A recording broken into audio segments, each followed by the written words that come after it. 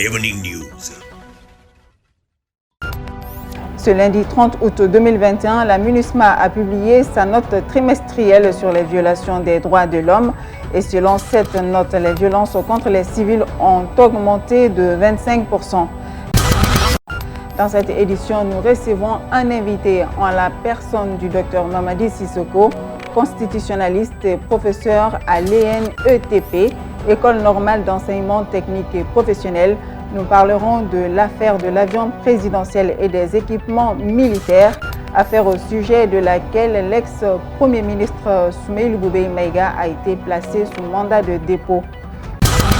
Aussi, à l'international, nous parlerons d'Afghanistan. L'aéroport de Kaboul est d'une importance existentielle pour l'Afghanistan selon Merkel. Plus de détails dans un instant. Et c'était là les titres de cette édition. Aimables téléspectateurs, bienvenue à toutes et à tous dans ce Joliba Evening News. Parlons d'éducation. Le syndicat de l'éducation a remercié ses militants à travers un communiqué pour le respect du mot d'ordre de boycott des examens. Plus de précisions avec Fanta Diarra.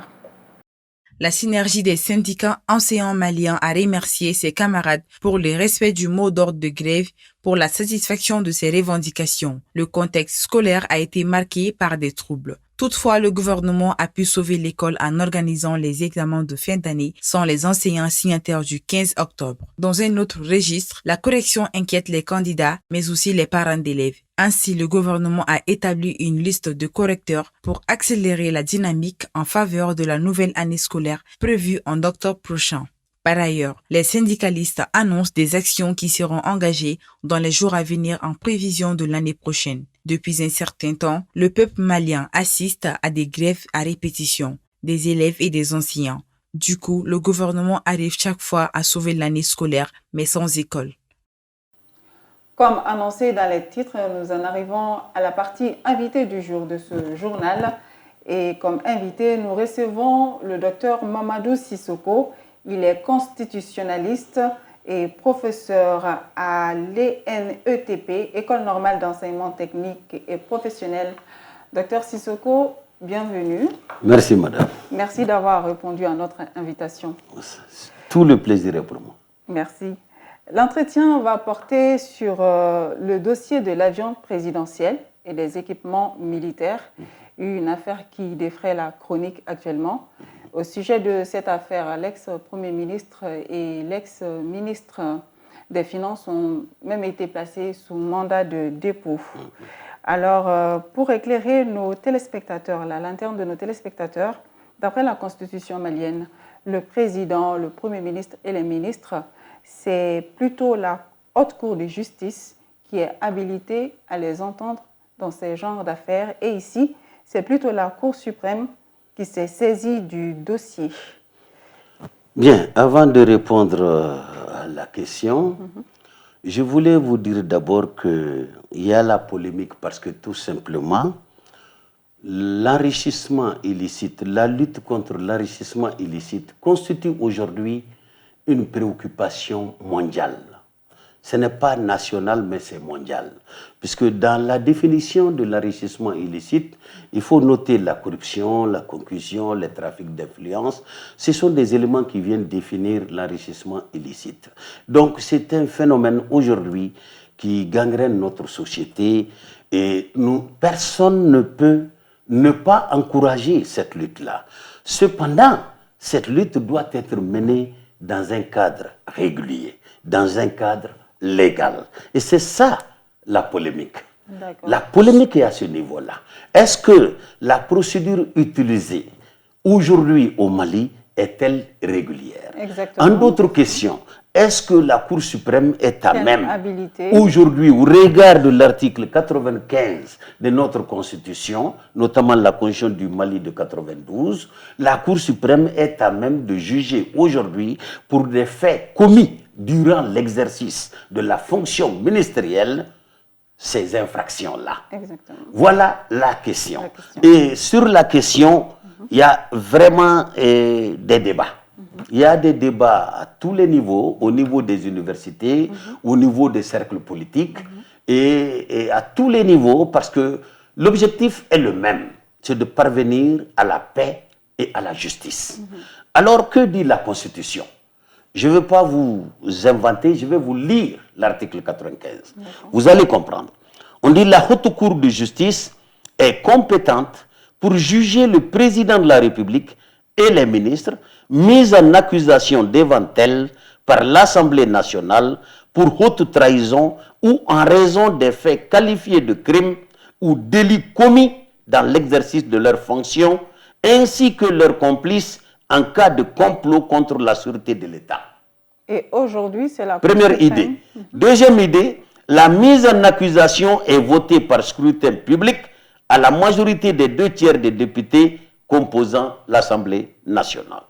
Et troisième niveau, la Haute Cour de justice est liée par la définition des crimes et délits et par la détermination des peines résultant des lois pénales en vigueur à l'époque des faits, compris dans la poursuite. Voilà l'article 95. Cela veut dire quoi? Ça veut dire que la Constitution elle-même a pris soin de définir la compétence, de retenir la compétence de la Haute Cour de justice pour tout ce qui concerne les ministres et les membres du gouvernement et le président de la République. Pour haute trahison, le président de la République ne peut être jugé que par la Haute Cour de justice. Et pour les ministres également, des faits qui sont considérés comme des crimes ou des délits, ils ne sont pas au-dessus de la loi, mais seuls ils bénéficient d'un privilège de juridiction. C'est la Haute Cour qui peut juger les ministres. Bon, maintenant, la procédure commence où? L'accusation. Qui va porter l'accusation? C'est l'Assemblée nationale. C'est l'Assemblée nationale qui va voter aux 2/3 de ses membres, aux 2/3 des députés de l'Assemblée nationale, ils vont voter l'accusation. Et si le vote est positif, immédiatement, le dossier est déféré devant la Haute Cour de justice. Maintenant, pour le téléspectateur, au vu de ce que vous venez de dire, c'est clair que cette affaire, c'est la Haute Cour de justice qui est compétente. Maintenant, ce que nous voulons que vous apportiez comme éclaircissement, pourquoi aujourd'hui c'est la Cour suprême qui s'en est saisie? C'est cette nuance. Est-ce que cette nuance-là, est-ce que vous pouvez l'apporter? Aujourd'hui, ce qui est conçu dans la Constitution ne peut être dévié par une loi. Normalement, la Cour suprême ne peut pas juger ce qui est déjà attribué par la Constitution à une autre institution qu'est la Haute Cour de justice.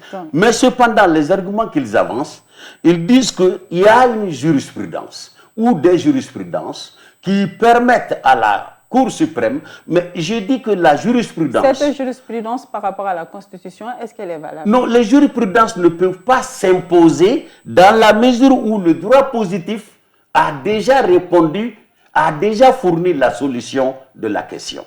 Deuxièmement, ils disent encore les circonstances exceptionnelles.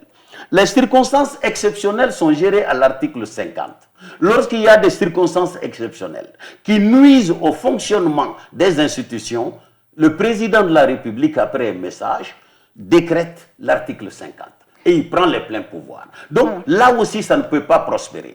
État de gouvernement et les actes de gouvernement, ça ne peut pas non plus prospérer parce qu'aujourd'hui, les actes de gouvernement se réduisent aux relations entre le Parlement et aux relations avec d'autres États. Donc, pour essayer de résumer, selon la Constitution, la juridiction compétente en la matière, c'est la Haute Cour de justice et non la Cour suprême, même s'il y a jurisprudence. Maintenant, on est devant un fait, c'est la Cour suprême qui s'en est saisie. Quelles sont les conséquences de cet acte posé par la Cour suprême? Maintenant, quelles peuvent en être les conséquences? C'est aux avocats des accusés de relever cette irrégularité pour soulever la procédure empruntée comme étant une procédure irrégulière. Parce qu'il y a erreur de droit dans cette procédure. La Cour suprême ne peut pas de façon avérée et au regard de l'article 95 se déclarer compétente pour une telle situation. Le procureur ne pouvait mettre ce dossier qu'à la disposition de l'Assemblée nationale. Or, il s'est trouvé qu'il n'y a pas d'Assemblée nationale et il n'y a pas de haute cour de justice d'après les rumeurs. Bon, je dirais, mais donc, on ne peut pas aujourd'hui imputer aux citoyens lambda le dysfonctionnement de l'État. Ce n'est pas le citoyen qui doit mettre en place la haute cour de justice. Il ne revient pas aussi, il n'incombe pas aux citoyens de mettre en place la haute cour de justice. Donc, s'il y a responsabilité, c'est la responsabilité de l'État et le citoyen lambda, dans sa liberté, ne peut pas souffrir à cause de cette absence. Donc, conséquence, dans cette affaire, il y a erreur de droit. Il y a irrégularité, il y a erreur de droit, irrégularité, il y a détournement de pouvoir. Et c'est aux avocats voilà. notamment des personnes mises sous mandat de dépôt en tant de le faire que constitutionnaliste, je confirme jusqu'ici, à moins qu'on m'amène une preuve contraire, qu'il y a irrégularité avérée. Maintenant, il y a deux tendances. Dernière question, et c'est la dernière question, il y a deux tendances. Et selon certains, ils pensent qu'il s'agit d'une sorte de réveil de la justice malienne dans la lutte contre la corruption. Pour d'autres, ce n'est ni plus ni moins qu'une querelle, un acharnement politique, une sorte de chasse aux sorcières. Bon. Quelle lecture faites-vous de ces deux tendances? Bon, moi, je pense qu'il faut être positif. La justice est toujours là pour pacifier la société. La justice est toujours là pour permettre l'exercice des droits et libertés. Les juges et les avocats, ce sont des éclaireurs. C'est eux qui nous permettent de vivre aujourd'hui et de défendre nos droits. Donc moi, je n'irai pas jusqu'à qualifier notre justice. D'ailleurs, je profite de votre antenne pour féliciter, au regard des moyens dans lesquels cette justice travaille, pour féliciter cette justice-là. Mais aujourd'hui, ce n'est pas les juges maliens seulement. Dans le cadre de l'enrichissement illicite, la loi organise cette lutte. Mais il y a des entraves constitutionnelles. Parce que nous sommes tous des citoyens, mais nous n'exerçons pas les mêmes fonctions dans la cité. Il y a des gouvernants, donc chaque jour qui se préoccupent de la situation, de la paix et de la cohésion dans la société. Pendant que nous autres, en tant que simples citoyens, nous vaquons à nos affaires. Donc la Constitution a protégé certaines fonctions. Donc ces fonctions-là ne peuvent pas être livrées en pâture, selon la Constitution, au vindicte populaire. Parce que le juge prend le cas du juge. Aujourd'hui, il est en train de faire son travail dans l'intérêt de la société. Demain matin, s'il n'était pas protégé par la loi, quelqu'un peut se venger de lui en le faisant trimballer devant la justice à tout moment. C'est le cas du ministre, c'est le cas du président de la République. C'est pourquoi la Constitution, nous reviendrons dans les réformes lorsqu'ils vont, ceux qui parlent de la disparition de la haute cour de justice. C'est un débat qui va au-delà du Donc, Mali. est-ce que sommes-nous en face d'un acharnement, d'une lutte contre la corruption ou d'un acharnement moi, je crois qu'aujourd'hui, cette affaire douloureuse va permettre aujourd'hui à ce que la justice trouve son chemin dans la lutte contre l'enrichissement illicite. Puisque cette lutte ne peut être menée en ignorance des règles constitutionnelles. La protection des dirigeants politiques relève de la Constitution que la loi ne peut pas venir déranger. Voilà. Une affaire qui pourra permettre à la justice de trouver son chemin dans la lutte contre l'enrichissement illicite, comme le disait tout à l'heure notre invité. Et c'est ici que prend fin cet entretien, docteur. Merci d'avoir répondu à notre invitation et de nous avoir apporté ces éléments de réponse. Merci beaucoup. C'est moi qui suis flatté. La mission multidimensionnelle des Nations Unies au Mali, MINUSMA, a publié ce lundi 30 août 2021 sa note trimestrielle sur les violations des droits de l'homme. Adama Sanogo nous en dit plus sur le contenu du rapport. Dans son dernier rapport, la division des droits de l'homme de la mission multidimensionnelle des Nations Unies au Mali, MINUSMA, soutient que 527 civils ont été tués, blessés ou enlevés pendant le deuxième trimestre de 2021 contre 421 au cours du trimestre précédent. Ces violences sont attribuées aux groupes djihadistes qui poursuivent leur progression vers le sud, mais aussi à des milices communautaires et à l'armée nationale. La mission des Nations Unies a comptabilisé ces agressions contre ces civils entre le 1er avril et le 30 juin 2021. Elle a constaté également une importante augmentation de 25% entre le premier et le deuxième trimestre de l'année 2021. Les cercles du centre du Mali qui sont les plus concernés par ces violences sont entre autres Douanza, Djéné, Badiangara, Nyono, Mopti, Ségou et Koro. Toujours selon le rapport, les groupes terroristes djihadistes cités et liés à ces crimes sont le groupe de soutien à l'islam et aux musulmans liés à Al-Qaïda au Maghreb islamique AQMI. Ces groupes sont considérés comme responsables de la grande majorité des actes violents, soit 287 cas. Les enquêteurs onisiens dénoncent aussi les groupes communautaires d'autodéfense constitués le plus souvent autour des chasseurs traditionnels d'Osso avec 157 cas. 6 cas sont aussi imputés au groupe armé signateur de l'accord de paix. Dans le même rapport, les forces de sécurité sont indexées coupables des actes violents avec 46 cas, soit 9% des actes de violence conduites contre les civils dans le pays. Les soldats régionaux et internationaux, notamment la force Barkhane, les casques bleus de la MINUSMA ou la force du G5 Sahel sont pointés du doigt par les enquêteurs onisiens avec 31 cas, soit 6% des violences constatées. Trop de rapports incriminant des groupes djihadistes, les FAMA, les soldats étrangers ou même une partie de la population, mais les actes restent impunis, déplorent certains observateurs. Rapport pour juger les fautifs ou à titre informatif, les autorités sont interpellées afin de faire la lumière sur ces violences que subissent les populations. Rencontre des leaders religieux. À l'appel de l'imam Mahmoud Dicko, plusieurs leaders religieux musulmans et chrétiens de notre pays se sont rencontrés hier lundi au Haut Conseil islamique du Mali pour parler des problèmes du pays. À l'issue de cette rencontre, ils appellent le peuple malien à un sursaut national pour une transition apaisée. El Hadj Malik Guiteya. Après la rencontre entre les acteurs politiques du pays, c'était au tour des leaders religieux de se réunir pour échanger sur l'avenir du Mali. L'initiative vient de l'imam Mahmoud Dicko, ex-président du Haut Conseil islamique du Mali.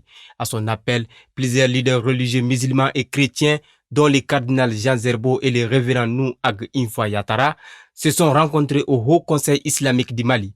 Ordre du jour, comment faire sortir le Mali du bourbier dans lequel il est plongé depuis 2012. Cette rencontre, c'est d'abord mettre toutes les autorités religieuses ensemble pour réfléchir et chercher une solution homogène pour cette crise qui a fait trop durer. Trouver une solution à la crise malienne, selon Chérif Ousmane Madan Haïdara, cela doit passer par le dialogue intermalien et l'implication de tous.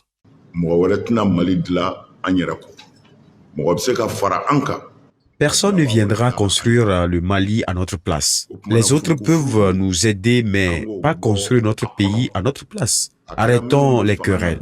Nous devons tous s'asseoir pour discuter afin de trouver une solution.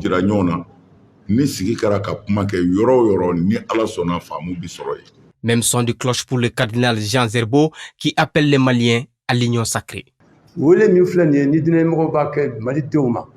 L'appel des religieux a pour but d'inciter les Maliens à serrer les coudes pour un Mali apaisé.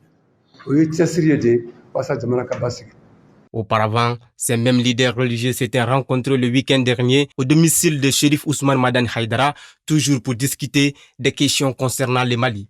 Hier, à l'issue de la journée, ils ont, dans un communiqué conjoint, appelé les Maliens à un sursaut national, un changement de comportement et une mobilisation pour la paix et la stabilité au Mali. Hier, une délégation des Maliens de l'extérieur, composée de 40 membres du bureau, ont rendu une visite au ministre des Maliens de l'extérieur et de l'intégration africaine, Al-Madan Ibrahima Touré. Il est au micro de Moussa Tembini. Alors, on s'est dit que nous autres qui avons les mêmes préoccupations, on pouvait voir le ministre des Maliens de l'extérieur, qui est notre ministre de tutelle, pour lui évoquer quand même certains points qui constituent aujourd'hui des problèmes, notamment l'observation des statuts et règlements intérieurs Parce que, par finir, on a beaucoup de textes. Lesquels textes qui seront appliqués, on ne le sait pas. Parce que depuis toujours, au niveau du Haut Conseil, chaque fois qu'un texte ne nous arrange pas, on le met de côté, on prend un autre. Déjà, il y a eu un effritement parce qu'il y a beaucoup d'associations qui ont quitté le Haut Conseil de Malin-Lester parce qu'elles n'étaient pas satisfaites du mode de fonctionnement.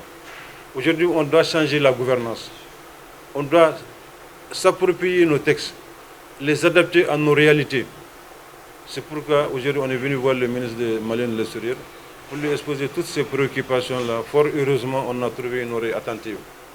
Un homme intègre d'une grande probité qui nous a écoutés, qui nous a prodigué des conseils. Et voilà, je crois qu'ensemble, on va faire le Mali. Nous en arrivons à l'image du jour consacrée aujourd'hui au fleuve Djoliba. Le Niger ou Djoliba en mandingue est un fleuve d'Afrique occidentale, le troisième du continent par sa longueur, après le Nil et le Congo.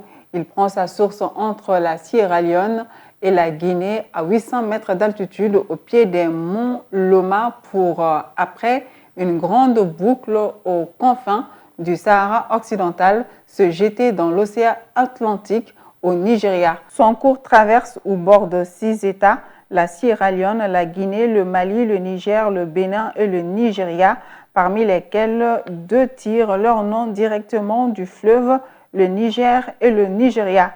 Le bassin hydrographique entre Kemasina et Tombouctou, il s'étend en une vaste plainte inondée de près de 40 000 km² au maximum de l'inondation dans ce qu'on appelle le delta intérieur où son débit est réduit. Il y perd entre 25 et 50% de ses eaux, principalement par évaporation. Il se dirige ensuite vers le sud-est, traverse l'ouest du Niger, dont la capitale Niamey, longe la frontière Niger-Bénin, puis le Nigeria, où il s'oriente de plus en plus vers le sud, vers un delta marécageux, avant de rejoindre l'Atlantique à Port Harcourt. Après un périple de 4184 km, il reçoit à Lokoja, en rive gauche, son principal affluent, la Benoué, en provenance du Cameroun, qui double son débit avant le delta maritime. Les affluents, le cours du fleuve peut être divisé en 4 sections. Le Haut-Niger reçoit les eaux des rivières Tenkiso, Nyandan, Milo et Sankarani. Le delta central du Niger est arrosé par le Bani. Les principales villes arrosées par le Djoliba au Mali sont Bamako, Koulikoro, Ségou, Djenné, Mopti, Niafunké, Gao. Et maintenant, voici l'actualité hors de nos frontières avec Fanta Diarra. La forêt marécageuse de Hazoun, dans le sud du Bénin, l'une des dernières forêts à être traversée par un cours d'eau, abrite une flore et une faune remarquables. Mais elle est aujourd'hui menacée à la fois par le braconnage et la surexploitation forestière. C'est une immense forêt dans le sud du Bénin où les arbres ont les pieds dans l'eau. Une forêt marécageuse, dernière du genre dans le pays, est aujourd'hui menacée. Là, on entend le cri du calao longiban. Donc le calao, ce sont les oiseaux de grande taille avec un grand bec. Donc c'est un peu le cousin africain du toucan. Et donc ce sont des espèces qui sont un peu omnivores. Elles vont manger des insectes, aussi des fruits.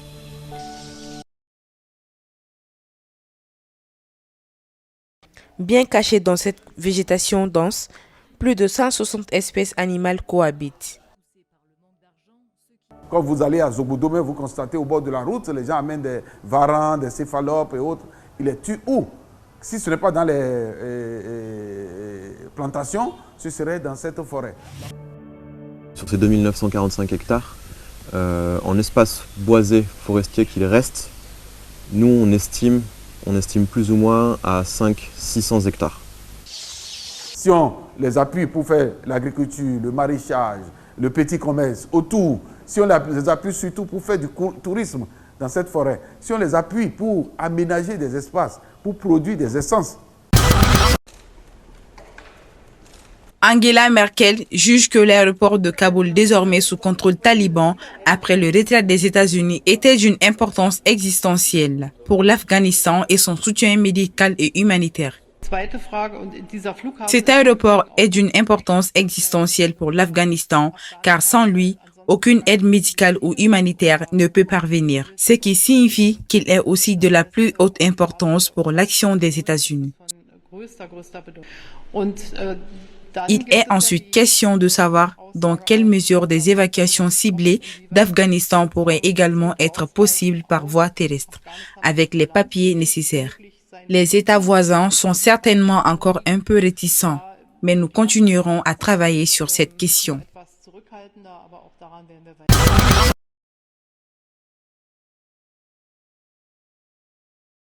Les États voisins sont certainement encore un peu réticents, mais nous continuerons à travailler sur cette question. Le président colombien Iván Duque déclare qu'une action urgente était nécessaire pour protéger la biodiversité lors d'une réunion internationale organisée par son gouvernement en Amazonie colombienne avant le sommet COP15 de l'année prochaine. Le plus grand défi auquel l'humanité est confrontée est sans aucun doute de faire face au changement climatique, de l'affronter en s'adaptant et en l'atteignant. On estime qu'il faut environ 100 milliards de dollars par an rien que pour conserver et protéger un grand nombre de ces trésors au centre ou épicentre de la biodiversité sur la planète. L'action en faveur du climat et de la protection de la biodiversité est donc une nécessité urgente. Le principal porte-parole taliban, Zabiullah Mujahid, arrive à l'aéroport de Kaboul, quelques heures après le départ des dernières troupes américaines d'Afghanistan. Après 20 ans d'intervention militaire, les forces spéciales du groupe, également connues sous le nom d'unité Badri 313, montent la garde.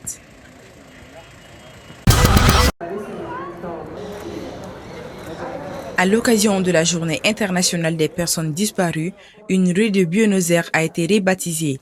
Ils sont 30 000 sur les sites de l'ESMA, ancien centre de détention et de torture de la dernière dictature militaire argentine.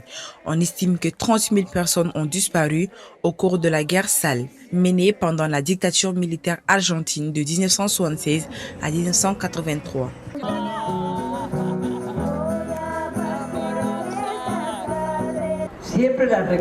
Nous nous souvenons toujours d'eux, mais aujourd'hui en particulier, et surtout de nos chers 30 000, parce qu'ils sont 30 000.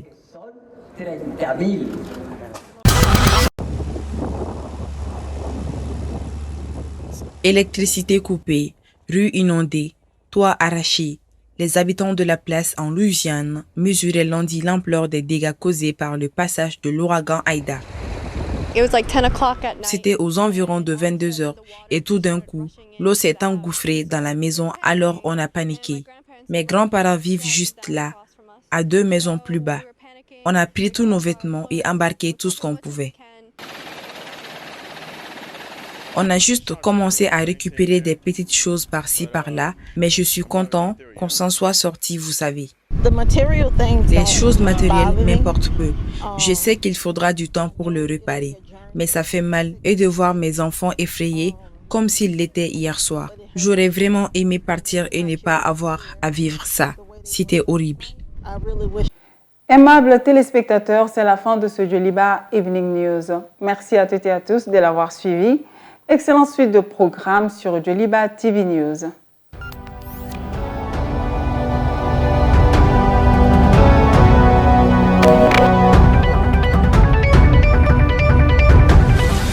Djoliba Evening News.